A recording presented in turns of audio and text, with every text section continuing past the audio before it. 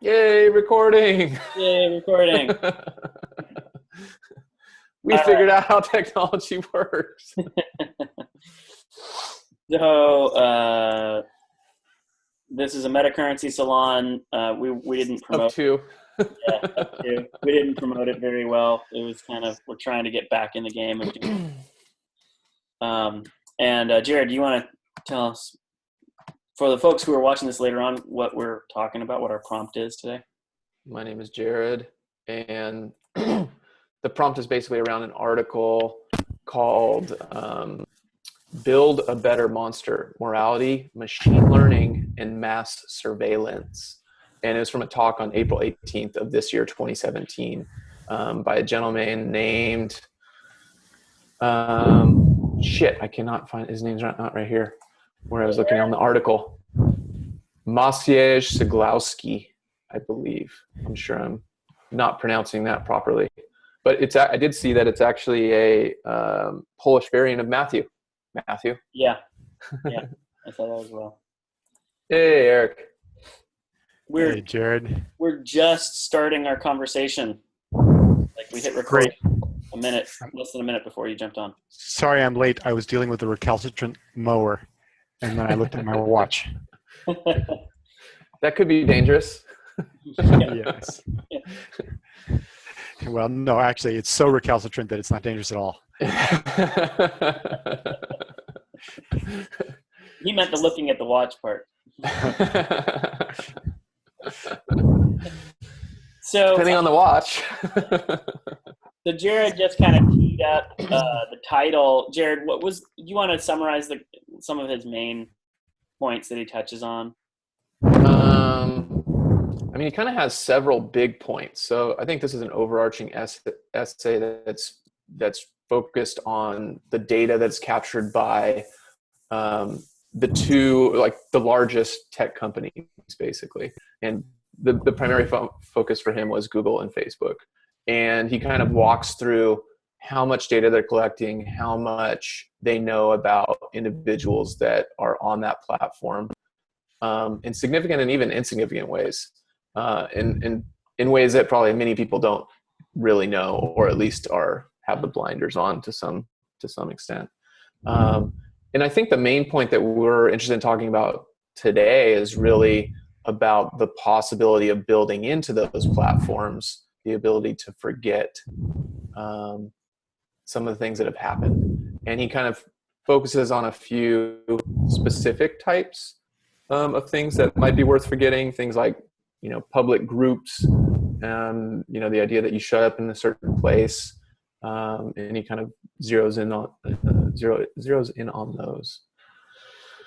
What else? About, a phrase that he uses that you like. Yes, and that phrase was surveillance capitalism. Yeah, thank you. Cool. And the idea of surveillance capitalism was that we're incentivizing. There's this massive incentive to surveil and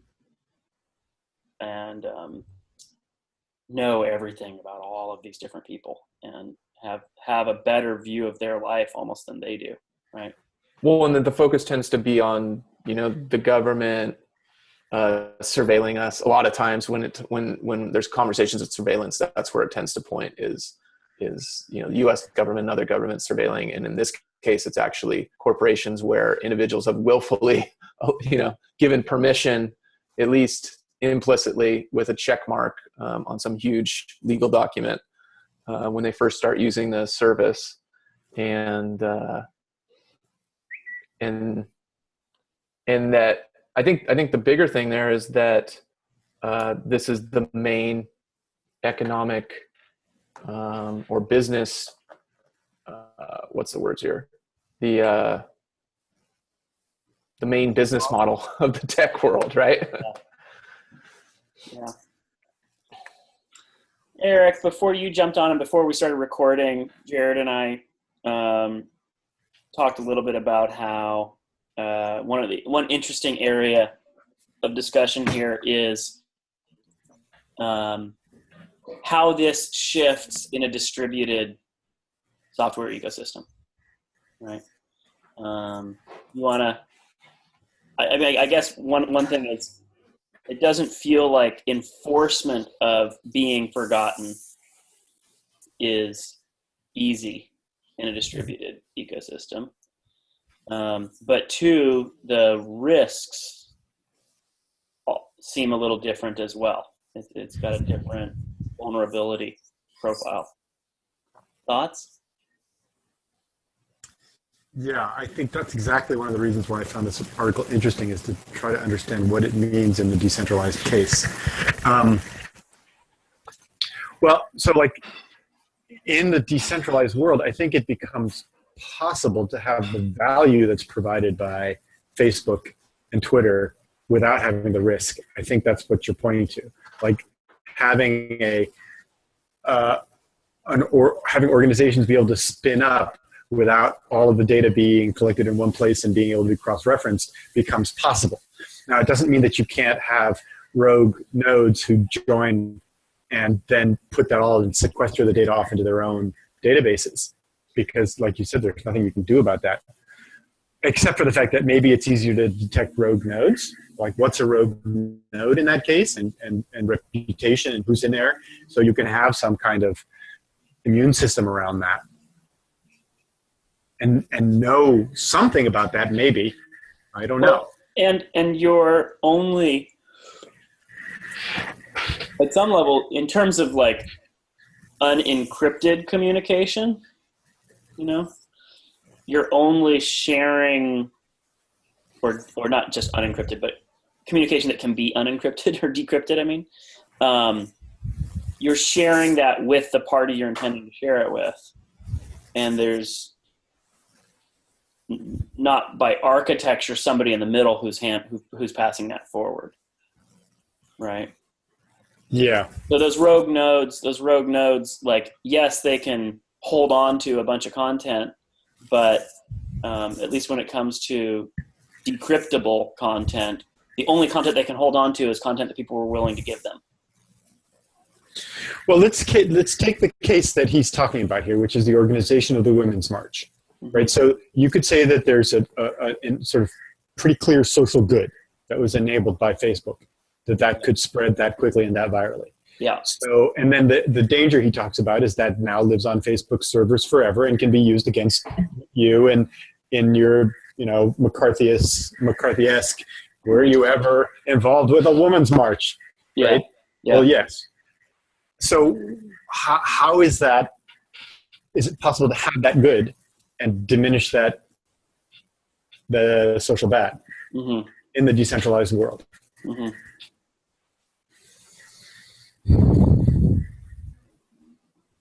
How would the mechanics be different in a distributed system? Would you not necessarily be able to see all of the people that are attending? Well, it certainly seems likely that you could create a system that allows you to organize like that and not know who all the humans are behind it. But in the holochain world, for example, we're talking about provenance and non-anonymity. Yeah. So you would have to build, if the question is allowing that kind of organization with anonymity, you have to add that on top. You have to have anonymizing elements of the system to do that. Mm-hmm.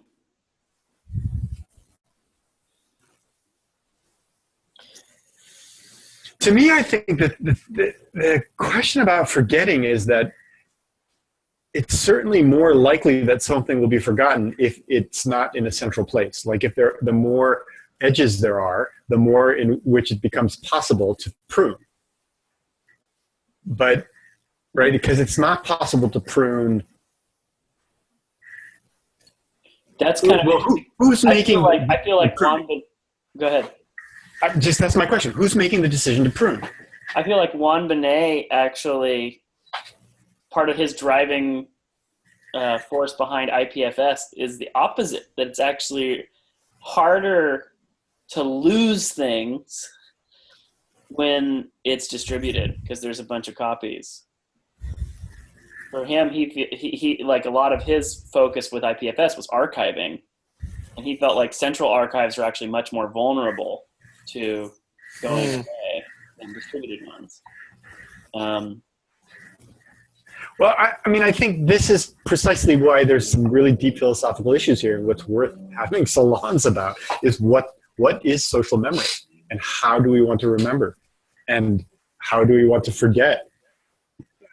I mean, there's a way in which social memory, or all memory, is about recreating a specific past. And the idea that there is a specific past is interesting philosophically.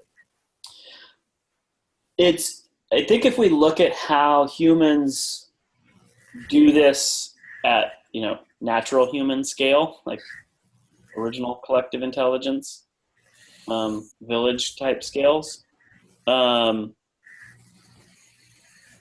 you don't attack the memory function, you attack or restrain the transmission, right? So we have cultural norms against sharing things with folks that weren't supposed to hear them. Not that those are perfect, but there are repercussions if you're sharing something out of band. So it's not the storage, it's this other thing. And then related is a shift in, or a degradation of fidelity, right? Like if you weren't there and then somebody else tells you about it, that gives you a clue, but there's also a question mark as to whether or not what they told you is actually what happened. And I think that degradation of fidelity is a function. It's a useful thing in a social group because it limits the ease with which information propagates beyond the membranes that it was initially shared within, the social membranes. And I think that there are ways that you can introduce those kinds of things. Like I remember designing some sort of application. I don't even remember what the app was, but outlining some application where one of the features that we had was that it would be really easy. There was like a built-in feature for other people to be able to make it look like you had said something. Right? But you are not signing it.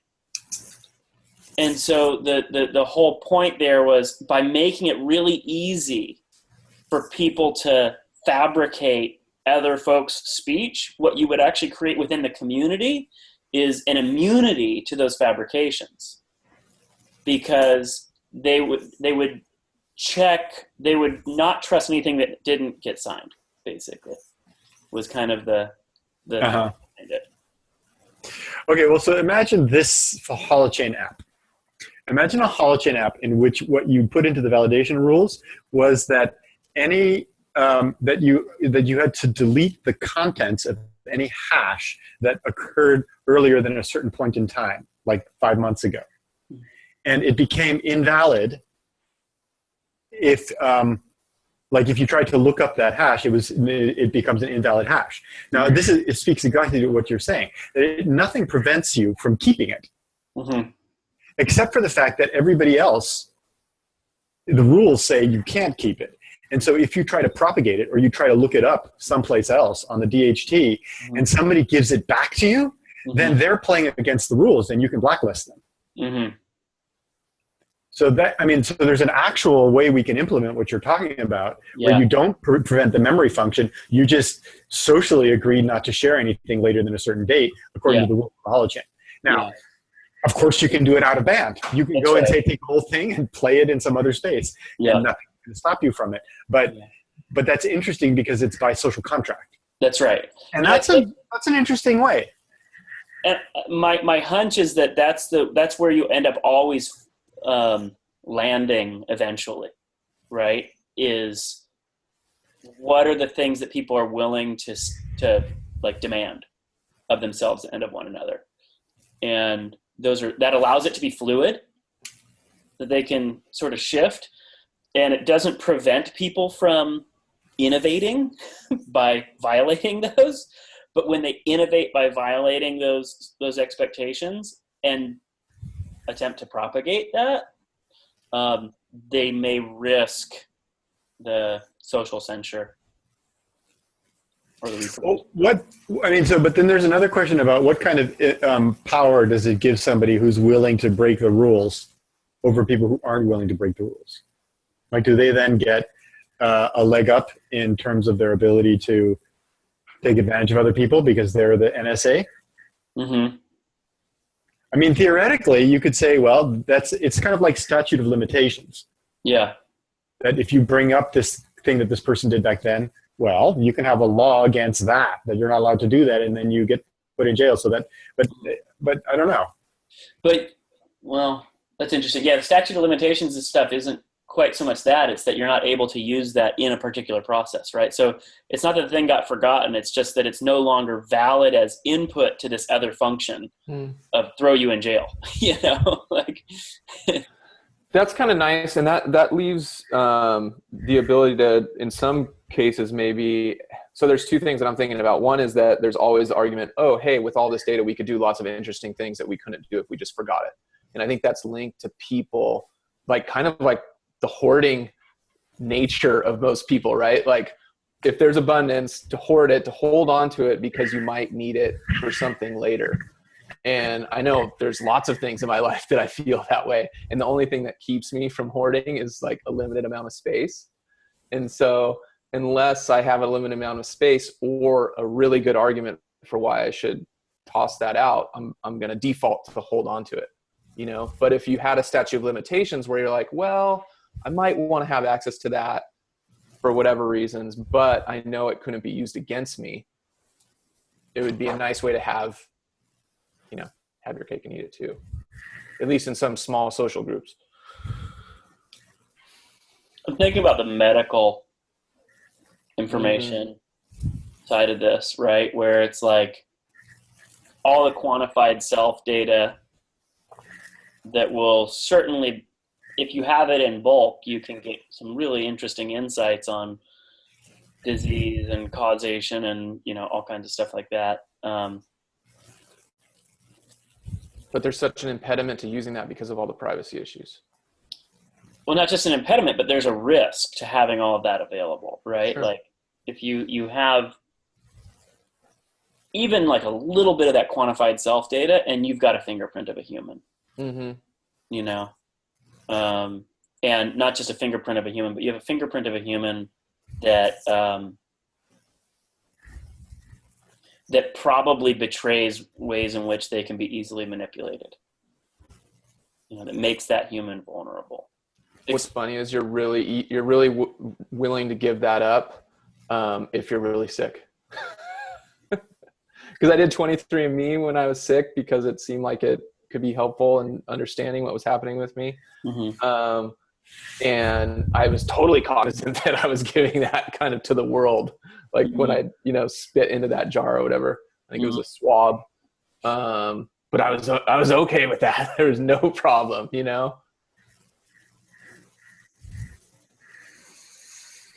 Yeah, on that front, I do think that data bequests are going to become a really important part of that sort of knowledge ecosystem. Oh, that's interesting.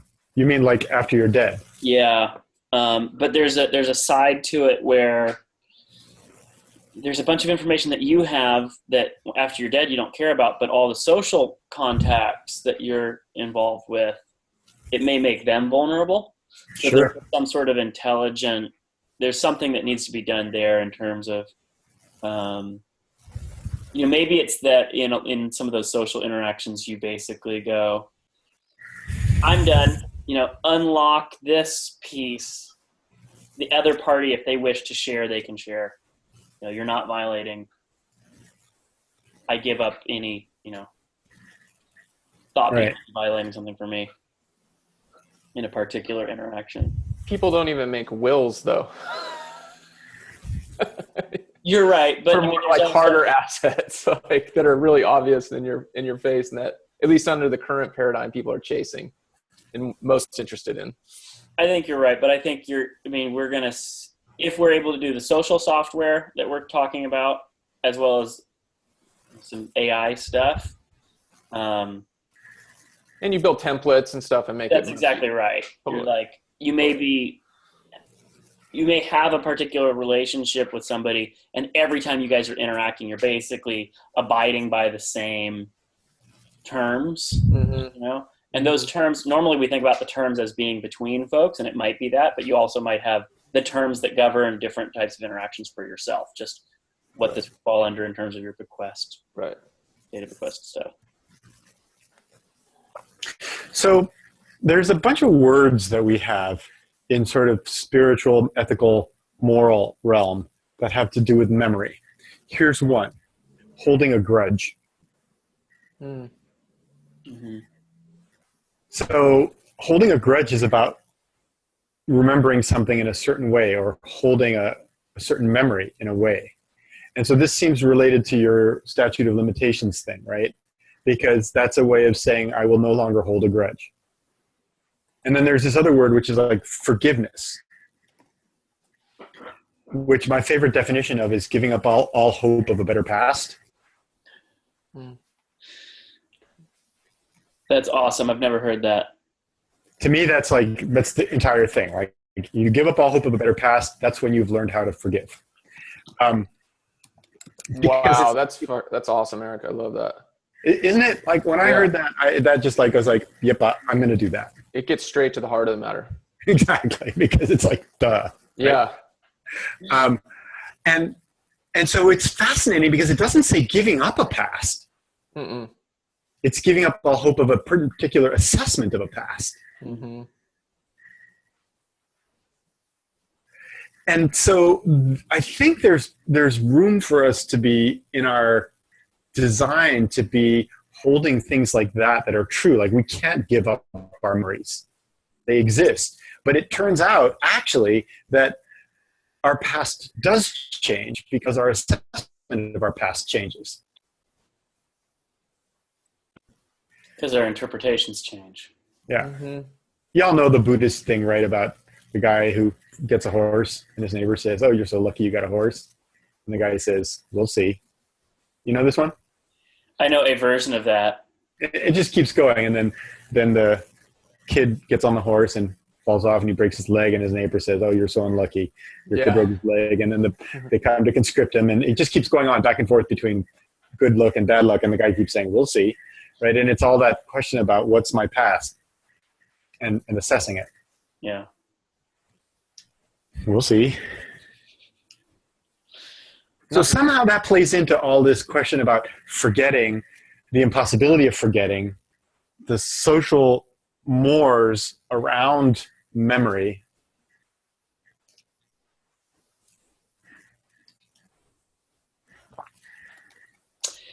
I think the thing that, I can't pronounce his name, but the author's piece is pointing to, though it's, I think he's prescribing the wrong solution, at least in our context, right? Is that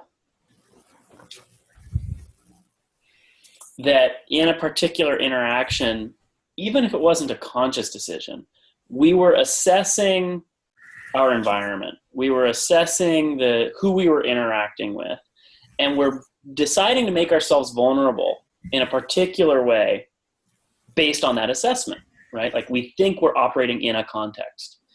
And the risk that he's pointing to is, with the current social media platform structure, those assessments are way off, right? That the context that we think we're operating in, the material is getting taken from that context and moved way beyond it and communicated much more broadly with that high fidelity we talked about earlier. And then it's combined with all these other things that we and other people assumed were in these limited contexts. And so it's really about the disruption of membranes. Well, I think that's true. And if you look at his solutions, what his long-term solutions include breaking up Facebook, right? And so what he's clearly saying is, like, let's get the antitrust laws involved and all the rest. Yeah. And that's just clearly not going to happen, nor does it ever work. Because the catalyzing functions of our current social ecosystems always catalyze to large systems. And so clearly we have the same goal, break up Facebook, but architecturally by making it feasible to do so in a real way. So I think in that sense he's right, but it's just like the context in which you can do what he's talking about don't exist in the way he's talking about them. Yeah. What our tools are clearly about doing that. So here's a funny one. So like his long-term solutions, the right to examine, download, and delete any data stored about you. Well, so if you're the person who's storing your data about you, you can delete it all, and then you can't delete what's stored on the DHT, but you can delete, and you can say it's no longer valid. Now that's really interesting. Can an author in a source chain say this data is no longer valid by their own choice? We could create as a base set of mix-in rules that's always legal.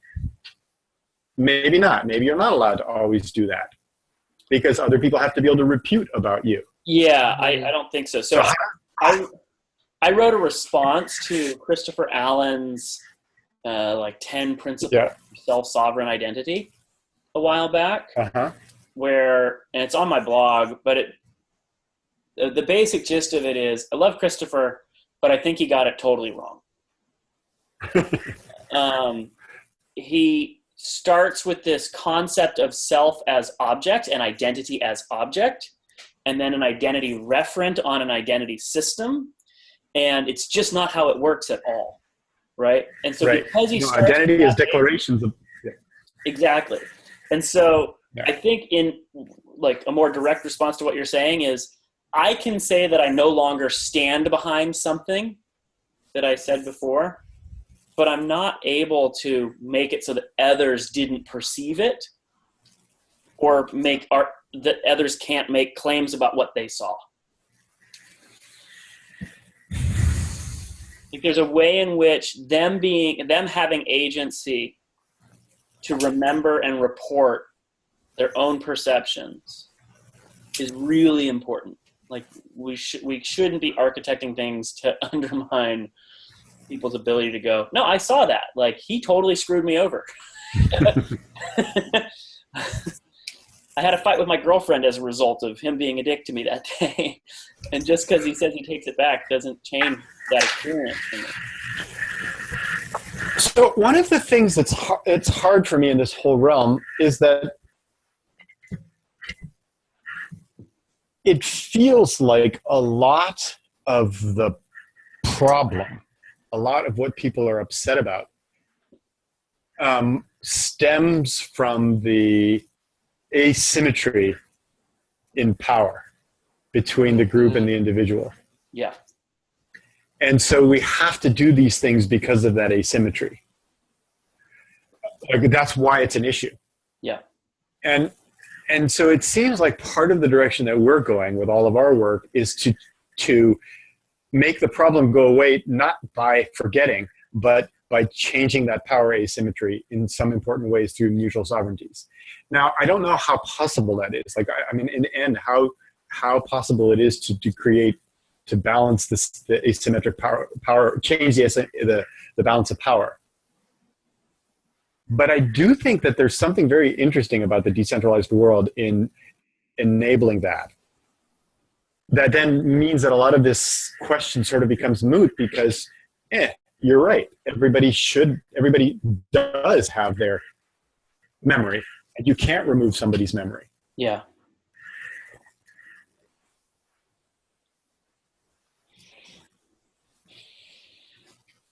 I keep having these interesting thoughts of Rashomon. What's that? I don't know that. Rashomon is this Japanese, I think it's a short story, but that was made into a famous movie in the 1950s. And it's basically a story. I think there's like 4 or 5 characters, and they meet in this clearing in the woods, and there's an event that happens. And the actual story is told from each perspective. So it's told from each perspective in this kind of traumatic event that happens in the clearing. And this, playing with the idea of memory is kind of interesting in the sense that there might be things that you'd want to remember as a group and be able to see from different perspectives, in uncovering the ways that we just look at the world differently, because we each have our own unique perspective and nothing will ever be identical. will be an identical memory, really. And there's something kind of fun about that. Like there can be something fun about that, and there can be like an opportunity for learning about oneself as well as a group potentially.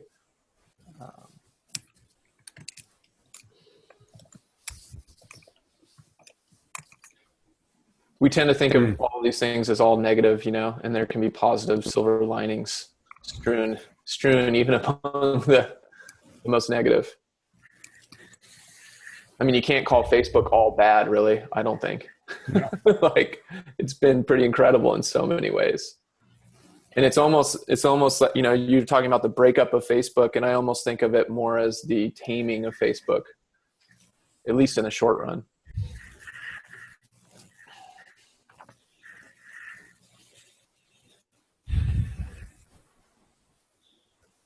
Eric, one of the things that you said about memory and the power imbalance between the individual and the group brought up something that's been on my to-do list recently around diving into criteria-based publication and how that relates to this stuff. And I think I might have just seen a bit more clarity on it in response to your comment.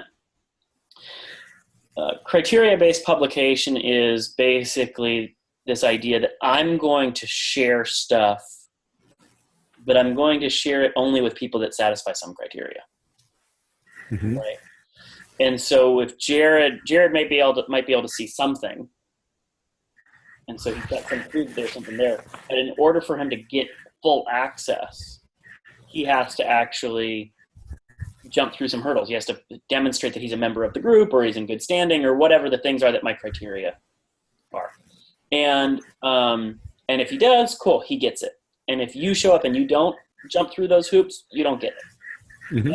And the idea here is that each of us as individuals gets to decide what counts as good behavior in our eyes that makes us willing to make ourselves vulnerable in a particular way to somebody else.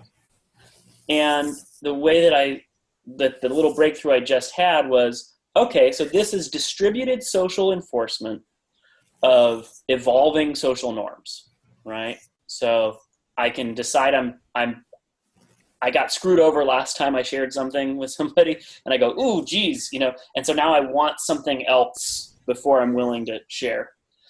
But I see this as something that operates at a layer above, that rests on top of holochain validation rules, right? It's a different kind, like the validation rules have to do with whether you can speak something into a public space at all, maybe. But this has to do with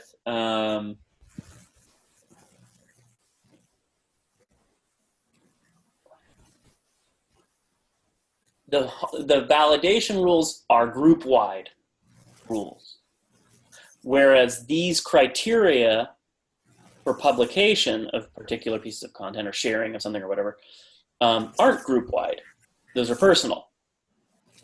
And you can be making use of templates and the remixing and all that kind of stuff, but it enables there to be disagreement within the members of a community about, what the on what basis they're willing to share something. And for me, that was the only way that I could get to, that was the solution that I was able to find that enabled the members of a group to be constantly evolving their social protocols, I guess was the way to frame it. And doing so in a way that is responsive to their actual experiences or the experiences of that others. One way in which it could be responsive to my experiences, I heard somebody else got screwed over, in this particular way. Or I heard that this tool was really useful in making sure that interactions were generative for the people who made use of that particular protocol or that particular set of criteria. And so I go, oh, wow, it works great for them. I'll try it.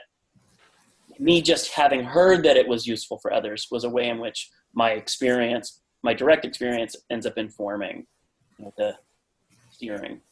So.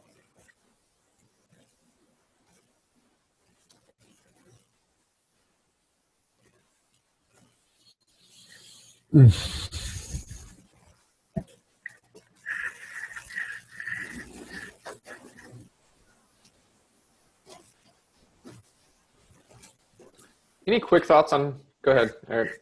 I'm just going back to the IPFS version of distribution versus the whole chain version of distribution versus Facebook and Google centralization and memory.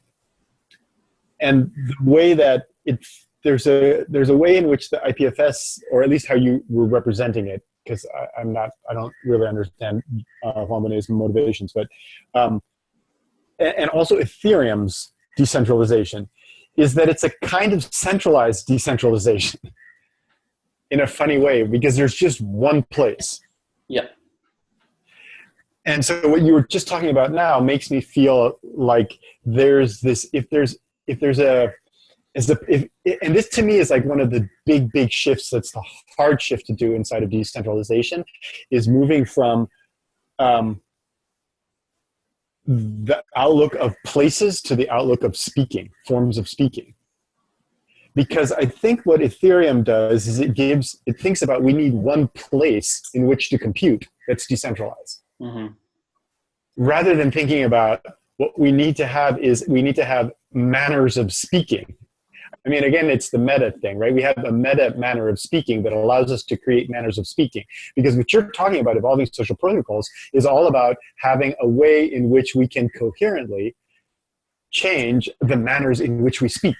Mm-hmm. Because we will change the manners in which we speak no matter what. That's what we will do.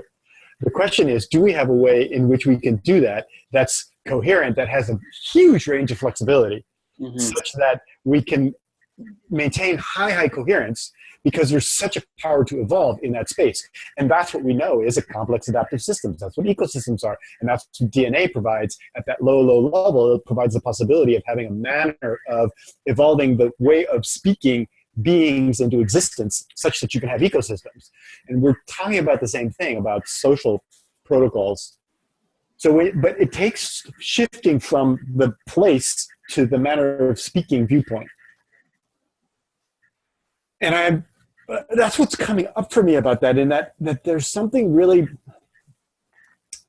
but now what I'm trying to do is think about memory in regard to that, because memory is agent-centric, and then it's also sort of social-centric, because the society ends up having a memory, which it either keeps in some written form or in some retold, refreshed form.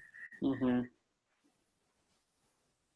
At the social-centric layer, it has to do with the way in which that differs from the agent-centric is just propagation, and at some level it's almost like what portion and which of the agents in the community are influenced by that memory, right? Are like, have access to it, making use of it, it's steering their decision-making.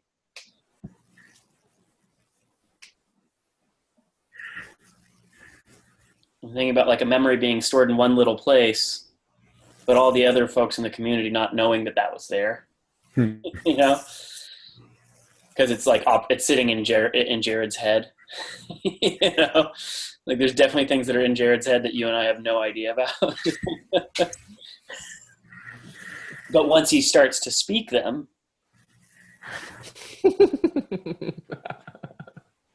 we start to gain a little bit of. What memory were you just thinking back to, Jay? Like 1,000 memories of me not speaking when I wanted to. Okay. So if he started to speak them. Or not speaking over you when I needed to.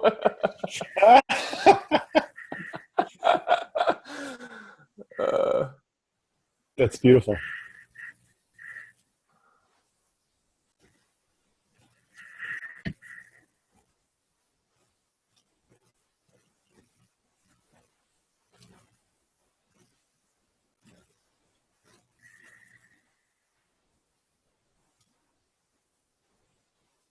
Well, I mean, I think actually I'm enjoying what's happened here in this discussion because it gives me a sort of an intuitive feeling, not a precise feeling, but an intuitive one that what we're the way we're approaching this is going to address the issues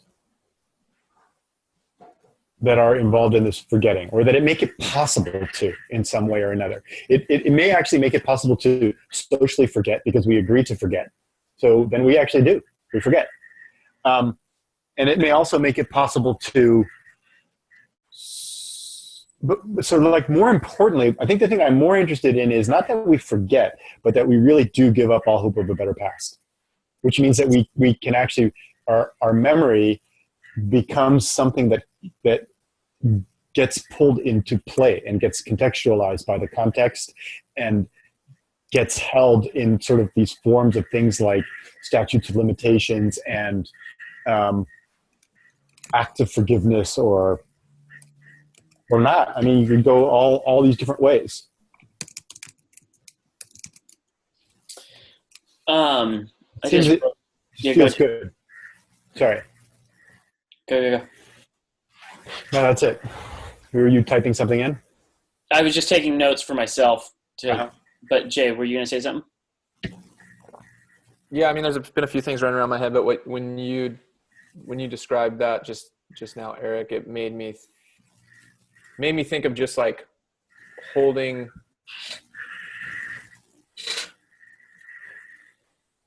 I mean, this forgiveness, giving up all hope of a better past is just so powerful for me. And it makes me think of so many things we hold both as individuals as well as like all sorts of different groups about the past that we hold on to so dearly, and it makes it so hard to move forward. And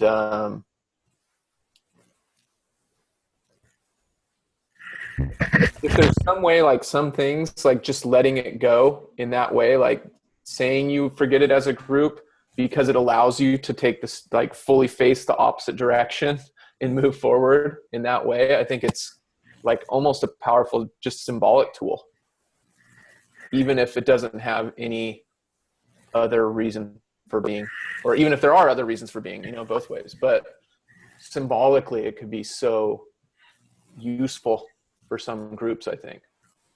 Well, you remember how the whole apartheid thing worked out, right? They had these truth and reconciliation committees. And so there it was like, you remember, really, you get it out. Yeah. And you can shift once you've actually recorded it in some way. But I mean, that to me seems like a tool for giving up all hope of a better past. Well, one of the ways to do that is you declare this was my past. Yeah. Okay.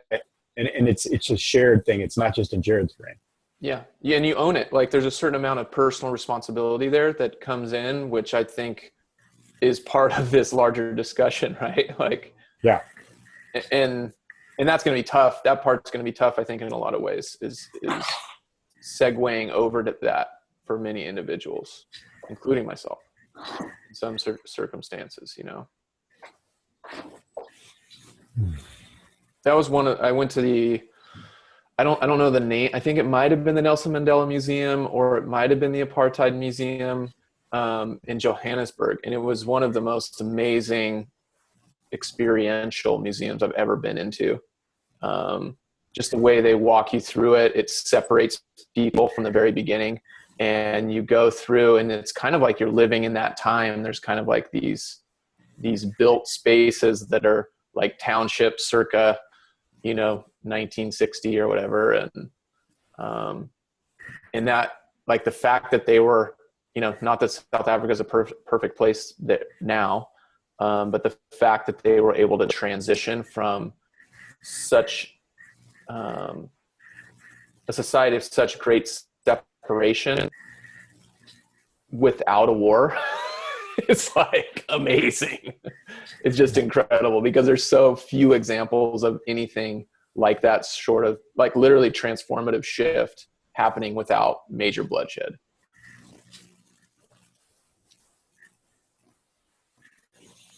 So they did something right, in other words. And I think those Truth and Reconciliation Commissions were part of that something, you know. And other folks, you know, other places have tried those and they've been less successful, I think. I don't have deep knowledge on that, but I know other folks have tried that and there's still been violence afterwards. Yeah.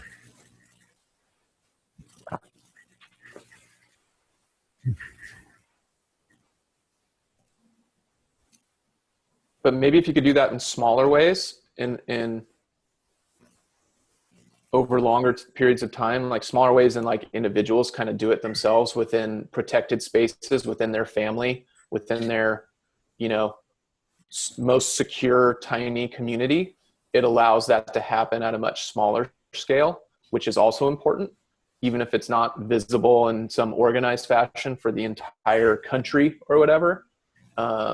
Like that smaller scale, like I intuitive feel like is almost more important, you know? Mm. Thinking about the, I'm thinking about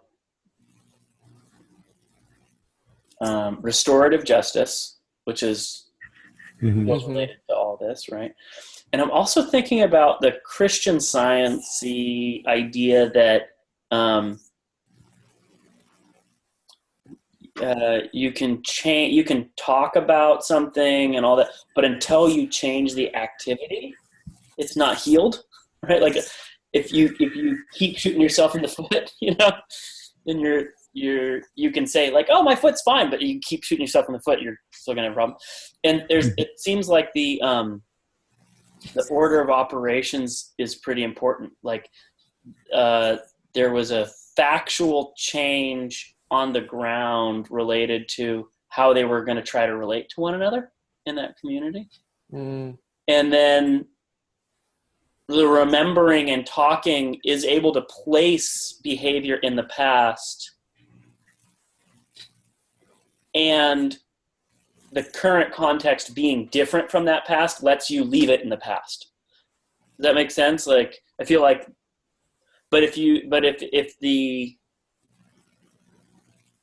if the current reality isn't like demonstrably a new reality and a divorced one from what had gone on before, I feel like that becomes much harder. Because a lot of, like, on the restorative justice side, so much of it is about rethinking agency and who's responsible and, you know, all that kind of stuff, so that you can go, wow, this is what happened.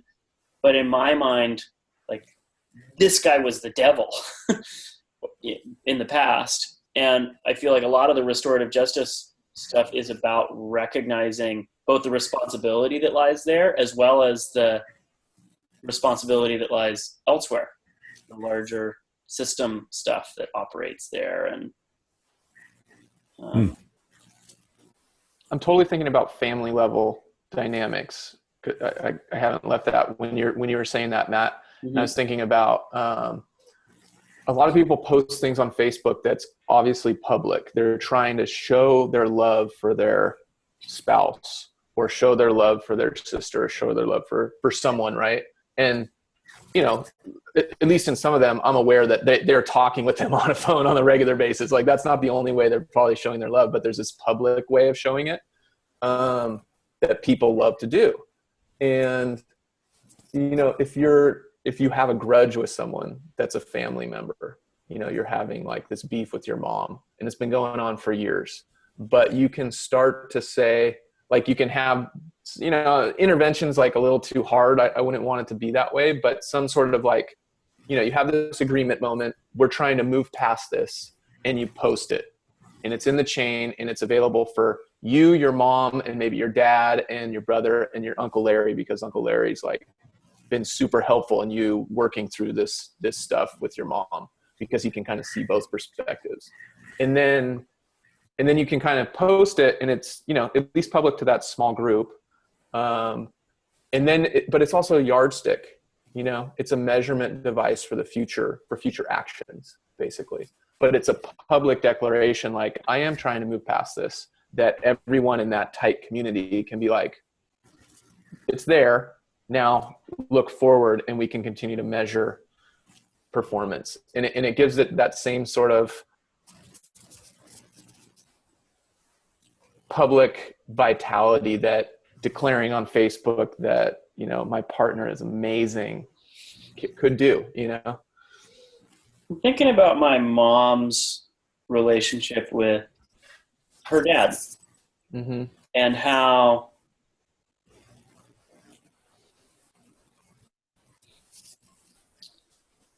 for a really long time, almost no matter what he did, like if he was trying to be really nice, if he was trying to make some declaration like that or whatever, Mm-hmm.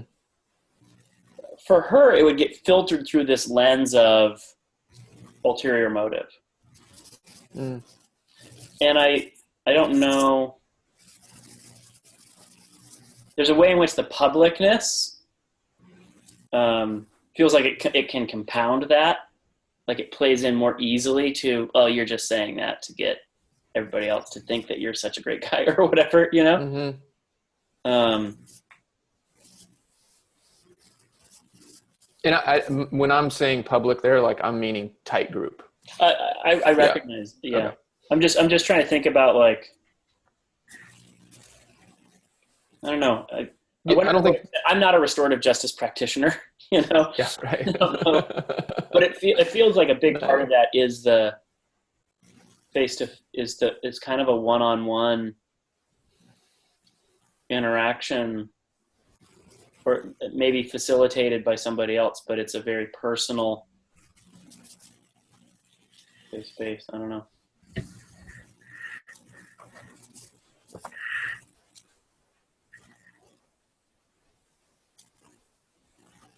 And there's still a whole gossipy thing going on behind the scenes, right? Like if that small group of 6 people knows that these 2 people have always had a beef and they're at all open about talking about it, like that conversation is still going to continue even when those 2 aren't in the same room. Like your mom has obviously talked with you about this, right? Yep. And so there's some sort of shared intelligence making going on there, but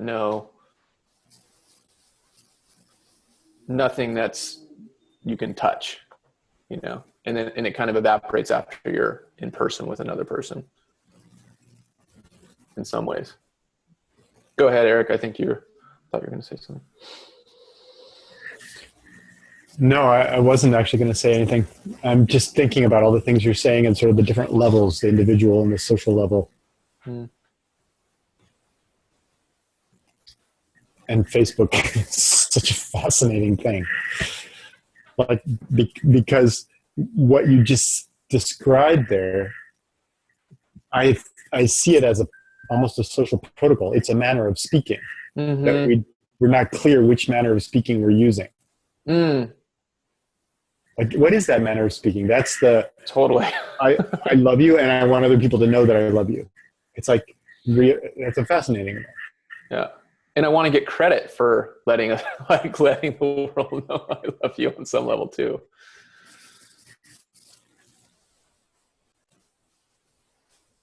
Or maybe I want everybody else to love you too. You know, it can go. There's all sorts of different levels it can go. For sure.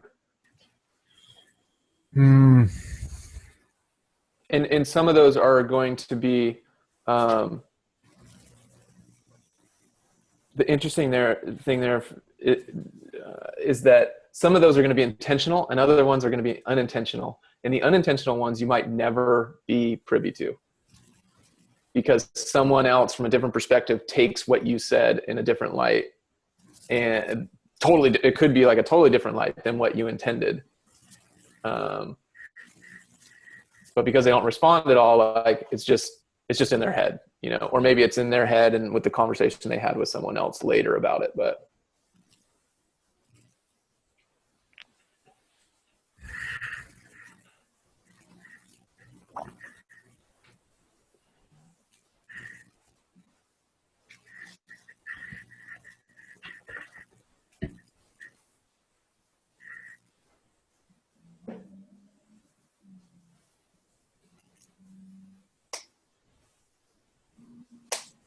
Fun. Do you guys know if there's like if this is like a larger area of inquiry? Like, are there other folks writing about this, or did you just stumble upon this, Eric, and go, "Aha, this is cool"? I do know that the whole question about forgetting is a big issue, right? And there's stuff in Europe, in the European law, about the right to be forgotten. And so I know that's a big thing. For me, I saw this guy's post, and I liked his whole framing of surveillance capitalism. I thought that was brilliant. And it becomes a part of that discussion in the context of surveillance capitalism. So I thought as I read it, I thought that'd be a good one for this piece. But there's a lot of places you can go with the whole question of forgetting. There's one more thing I wanted to say about surveillance. And that's something that Jean-François brings up all the time, which is surveillance. So surveillance means the person who watches over, and surveillance is the capacity for all of us underneath to watch. And this also has to do with the balance of power. Wow. And how much capacity does the individual have to and do individuals have to see what's going on is fascinating, because it's possible to completely reverse that. So imagine sort of, this is something that JF has been thinking about a lot. Imagine a game in which, like, if you get, 1,000 people going, then the game can start. And in that game, what you do is you track important people. You track their every motion, where they are, what they said. You kind of like you have public paparazzi of CEOs and politicians, and you coordinate that. And so, have either of you played Pokemon Go or Ingress? Yes.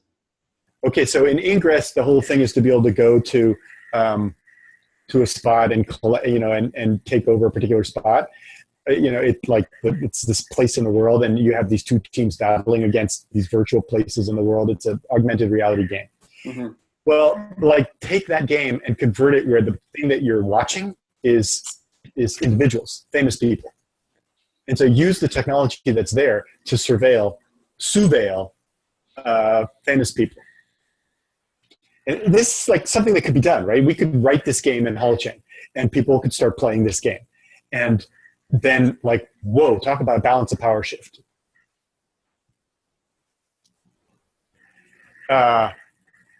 And then you don't want to forget that stuff. That's the kind of stuff where you do want to remember it, because that's about individuals having power over, having the power of the group over individuals in the group, other individuals in the group.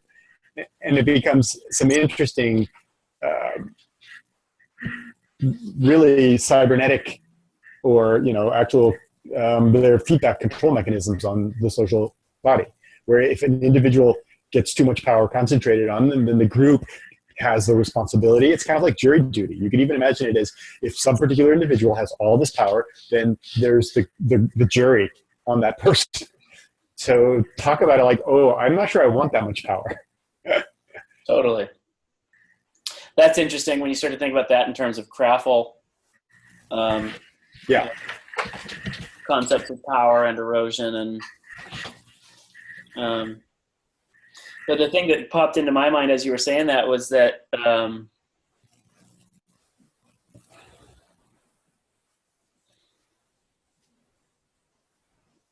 lot of that power doesn't rest, weird way to frame it, but it doesn't rest with individuals, it rests with the processes, right? It's not the individual legislator, it's the relationship between that individual legislator, all the other legislators, the executive branch, the police department's willingness to enforce laws made by that set of, you know what I mean? It's this larger. Well, you're right. And also the social process in this case of money and who's got it and who can buy elections. So there it comes back to a social process that enables deep power for individuals, but it's a negotiated power, right? It's not direct. Yeah. At least it's mediated by some things. Yeah.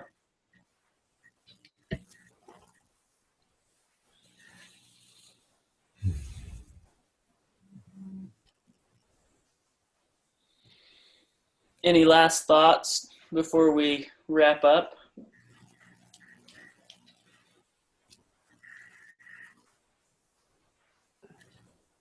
Nothing's coming to mind. How about y'all? The one thing I wrote down earlier but didn't say, because I think it's a little bit of just a rephrasing of some of the things we'd already talked about, was that on the forgetting end of things, we've talked before about layers of consciousness or whatever, right? And which Jordan Greenhalgh just gave a talk that Art pointed me towards, where he basically maps out the same thing, and he calls each one a convivium. And his simple example is a bee and a flower, and their dance that they do together. It itself is a convivium, or what I would call a form of consciousness, an organization, or a meta-organism. And the idea is that if you start to alter the transmission of information with these kind of forgetting or non-transmission things, the meta-organism steers differently. And it seems like those the rules for within a meta-organism, the transmission that complies with the expectations of the individual parts, like the smaller component organisms, is going to work better. Otherwise, they stop being able to steer. And so the whole organism also steers less well, if that makes sense, right? Like, if at this layer, I become really bad at steering, coherence in my coordination with others is going to become really bad, and the larger organism is going to start to experience problems. And so that feels like this forgetting and remembering and transmitting this social memory stuff. It feels very closely tied to agents and membranes and these layers of organization. Yeah.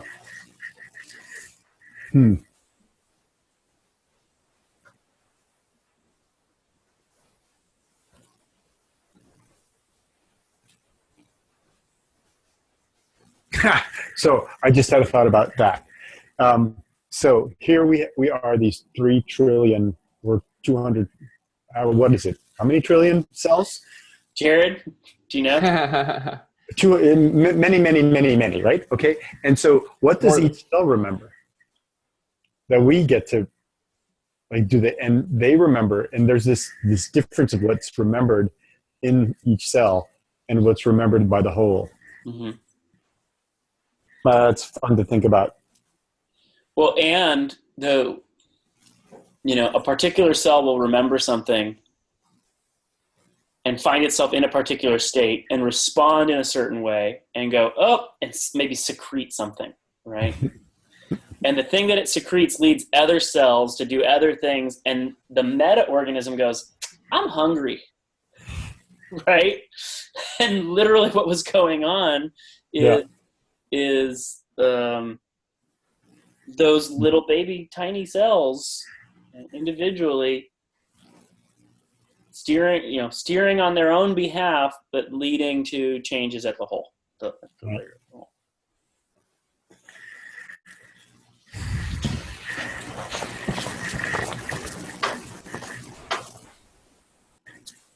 whole.